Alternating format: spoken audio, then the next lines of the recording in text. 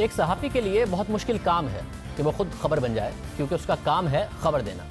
उसकी कोशिश होती है कि वो अवाम के मसाइल उजागर करे और उनसे वाबस्ता हक़ाइक़ सामने लाए, ना कि खुद खबर बन जाए। लेकिन पाकिस्तान में अब ये रिवायत ज़ोर पकड़ती जा रही है कि जब सहाफ़ी सवाल उठाते हैं, खबर देते हैं, हक़ाइक़ सामने रखते हैं, तो बजाय उनकी खबर और हक़ाइक़ का जवाब देने के उनकी किरदार कुशी शुरू कर दी जाती है। उन पर ज़ाती हमले शुरू कर दिए जाते हैं। जैसे ही हुकूमत की खामियां बताओ तो उसे झूठ कह दो, सहाफ़ी पर हमला कर दो, अरबों रुपए के नुकसानात की जिम्मेदारी किसी और पर डाल दो, और फिर खबर सही साबित भी हो जाए तो भी गलत बयानी करते रहो, झूठ बोलते रहो। पिछले 2 साल में हमने चीनी का मामला इस प्रोग्राम में उठाने पर बार बार इसी सूरत हाल का सामना किया। हमें लीगल नोटिस भेजे गए, मुहिम चलाई गई, सब झूठ कहा गया। फिर वज़ीर आज़म के शुगर कमीशन ने वही हक़ाइक़ सामने रखे, मगर क्या हुआ? 185 अरब रुपए अवाम की जेब से महंगी चीनी की मद में निकाल लिए गए। गंदम की दरामद देर से करने के हवाले से हम बार बार मामला उठाते रहे। हुकूमती वुज़रा कहते रहे कि सब झूठ है, दरामद नहीं हो सकती, कोरोना है। फिर वज़ीर आज़म ने मान लिया कि देर से दरामद की, मगर क्या हुआ? 225 अरब रुपए अवाम की जेब से निकाल लिए गए। अब यही सूरत हाल फिर से सामने आ रही है, क्योंकि हम हुकूमत की गलत फैसलों और फैसलों में ताख़ीर की वजह से 122 अरब रुपए का स्कैंडल सामने लाए हैं। हम मुसलसल वज़ीर आज़म और अवाम की तवज्जो इसकी तरफ दिला रहे हैं। हमने पहले प्रोग्राम में बताया कि कैसे ये पता होने के बावजूद और ख़ुद वज़ीर आज़म, वफाकी वज़ीर उमर अयूब और नदीम बाबर की तरफ से अगस्त के महीने में इन बयानात के बावजूद कि सर्दियों में शदीद गैस की कमी होगी, मगर गर्मियों में सर्दियों के लिए गैस नहीं खरीदी गई, वही गलती दोहराई गई जो 2018 की सर्दियों में की गई थी, और 2018 से भी ज़्यादा नुकसान किया गया। हालांकि यही गलती 2019 में नहीं की गई थी, नुकसान से बचा गया था, मगर 2020 में दोहराई गई और ज़्यादा नुकसान किया गया।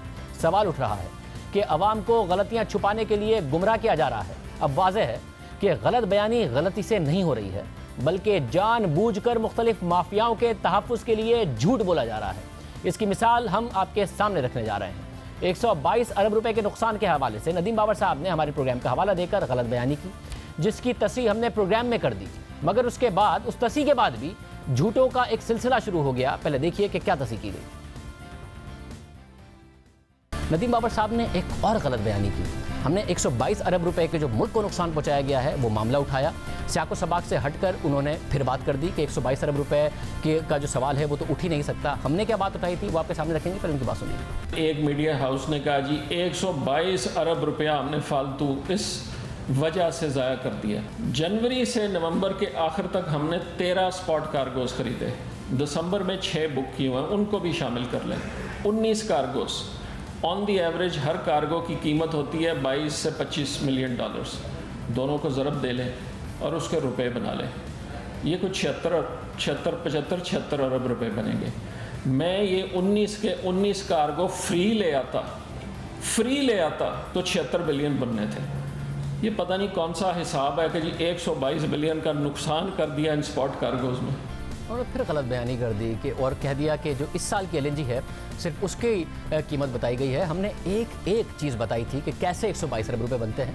देखिए, 2018 में एलएनजी टर्मिनल पूरी तरह इस्तेमाल ना करने पर 45 मिलियन डॉलर अदा किए। फिर 2019 और 2020 में भी टर्मिनल पूरा इस्तेमाल नहीं किया जा सका, पैसे ज़ाया किए गए, यानी तकरीबन 25 अरब रुपए का नुकसान किया गया।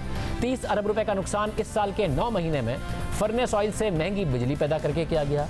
20 अरब रुपए का नुकसान फर्नेस ऑयल से बिजली पैदा करने की वजह से इन सर्दियों में होगा। 10 अरब रुपए का नुकसान 2018 की सर्दियों में कर दिया गया।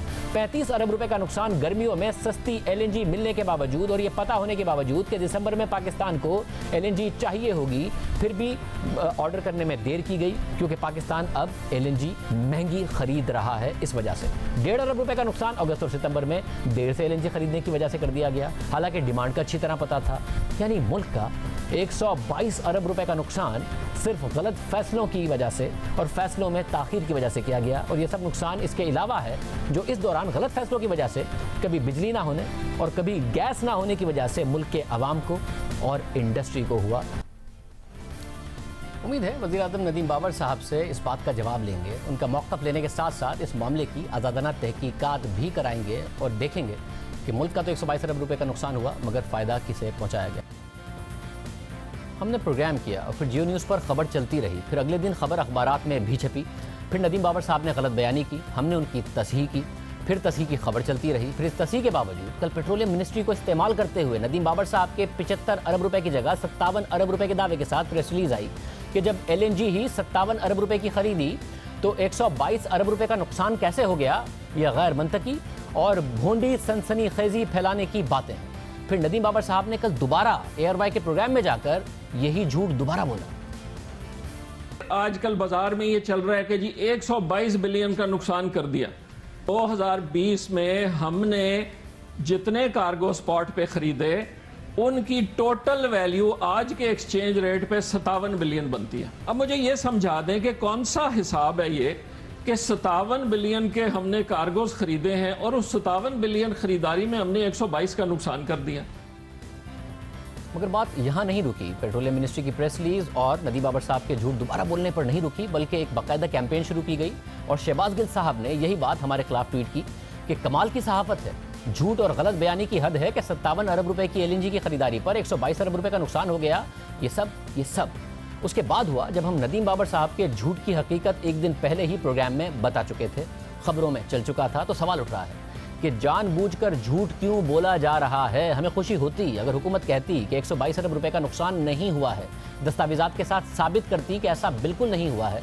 मगर एक झूठ को और हकाइक को तोड़ मरोड़ कर क्यों पेश किया जा रहा है और उस झूठ का दिफा क्यों किया जा रहा है? ये कौन सा माफिया है जिसने इसके बावजूद भी कि वजारत पेट्रोलियम से हम तस्दीक कर चुके थे, वजारत पेट्रोलियम से ये झूठ कहलवा दिया और फिर शहबाज गिल साहब से भी ये झूठ कहलवा दिया।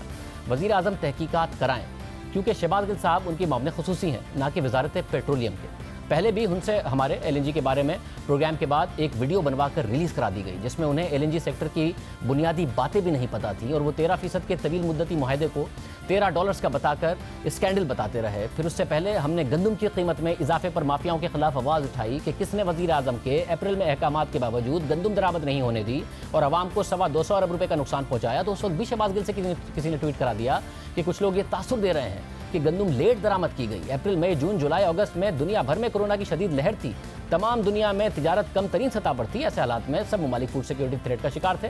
गंदम इस दौरान दरामद करना प्रैक्टिकली बहुत मुश्किल था। ये बात शहबाज गिल साहब ने कर दी। हालांकि हम बार बार दिखा रहे थे कि कैसे मिस्र और उर्दन ने कोरोना के दौरान रिकॉर्ड गंदम दरामद करके अपनी आवाम का नुकसान बचाया। फिर वज़ीर आज़म ने खुद मान लिया कि गंदम देर से दरामद करने की वजह से नुकसान हुआ, कीमतें ऊपर गई। मगर शहबाज गिल साहब का कसूर नहीं है, क्योंकि उन्हें इन बातों का पता नहीं है। मगर वज़ीर आज़म ये तहकीकात ज़रूर कराएं कि हम जब भी माफियाओं के खिलाफ आवाज़ उठाते हैं, हक़ाइक़ सामने लाते हैं जो बाद में दुरुस्त साबित हो जाते हैं, तो तर्जुमान शहबाज गिल साहब इन माफियाओं के दिफा में क्यों आ जाते हैं और बाद में वज़ीर आज़म खुद वो बात मान जाते हैं जो हम प्रोग्राम में उठाते हैं।